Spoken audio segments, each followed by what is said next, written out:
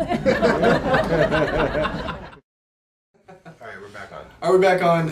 Welcome, SacramentoComedy.com people, for looking at this. We're here with Bobby Slayton. How are you? I'm John. I'm Bobby. Nice to meet you. Here we go.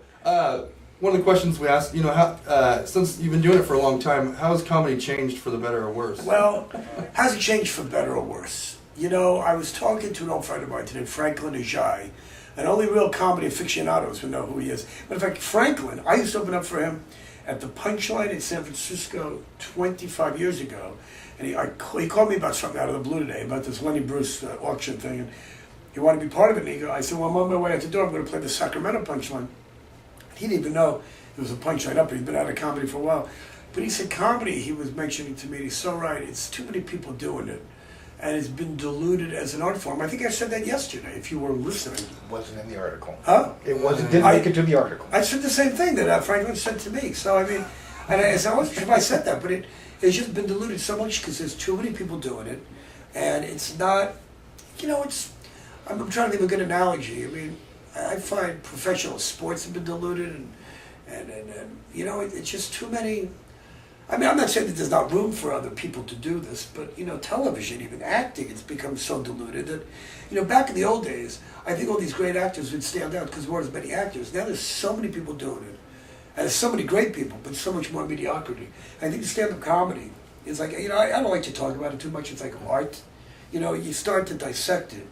And you start, you can talk forever. If you're talking about God or UFOs, there's no answers, And I hate to sit there analyzing this shit when you're not going to get anywhere with it. And I just think it's changed a lot, comedy, because like I said, the art, as an art form, it's all over the place. It's almost like diamonds. They can mine more diamonds, but they keep them off the market to make them more valuable.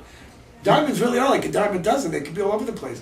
And I think that stuff like caviar and truffles, which I happen to love, but I think they would cost the same price as scrambled eggs. Nobody would care. If you diluted down the value of it, and that's what's happened to stand-up comedy. But I think what's happened is that they do so many 2-for-1s, and there's so many comedy clubs, and a lot of them have closed up now because of this recession, depression, mortgage meltdown bullshit. Have you heard about that? Yeah, I have. Yeah, yeah. I'm sure it doesn't affect SacramentoComedy.com because this is just one of those bulletproof kind of operations that go on forever. I will, but what I did when she was little is I turned her on to so many movies and shows and bands and musicals. And she's 21 now, and she loves the Ramones, she loves the Rolling Stones, she knows the Beatles are the best band ever, but she doesn't listen to any of that stuff. She has her own music, but at least I put it in front of her, and she knows that there'd be no Madonna and there'd be no Britney. There'd be no Britney Spears wasn't for Madonna. There'd be no Madonna if it wasn't for a million other people, Janis Joplin, whatever. She knows the roots of music. Did you do that with comedy as well? Like, I know, like, yeah, there'd be no comedy if not for Madonna. If it wasn't Madonna, I wouldn't be there. Yes, exactly. This guy's good. What? But I mean, for your child, like being that you're an established comic when you had a young child at home, did you censor a lot for her?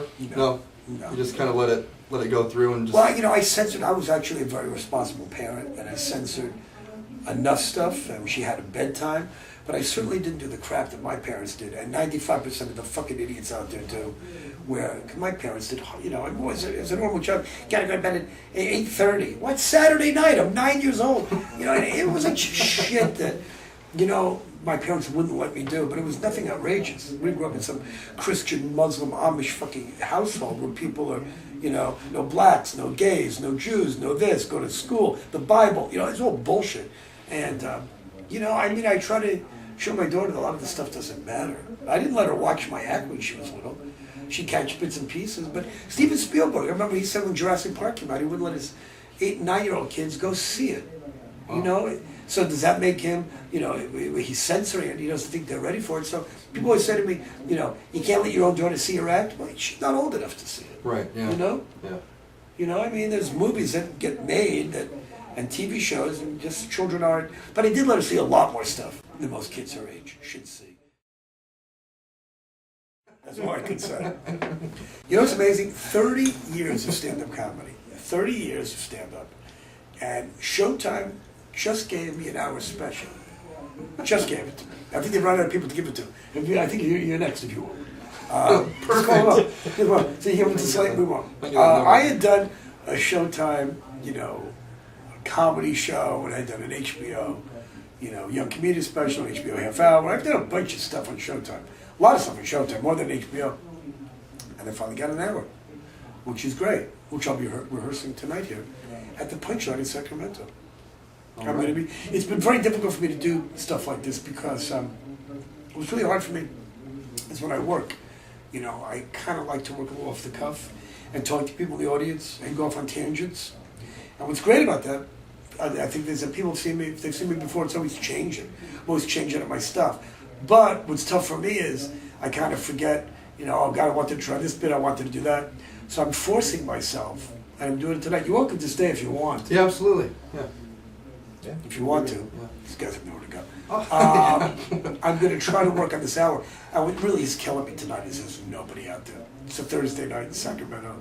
I guess for this place, this is actually a good-sized crowd for a Thursday night. Yeah, for Thursday. Yes. But, I'm doing the special in 3 weeks. I did 3 CDs. I was really difficult about doing the CDs. It took me 3 or 4 years, maybe 4 or 5 years.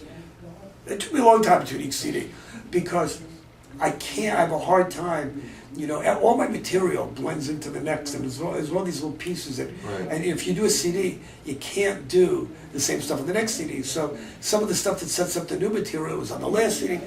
Very difficult for me to do that. I'm not very disciplined. I do stand up now.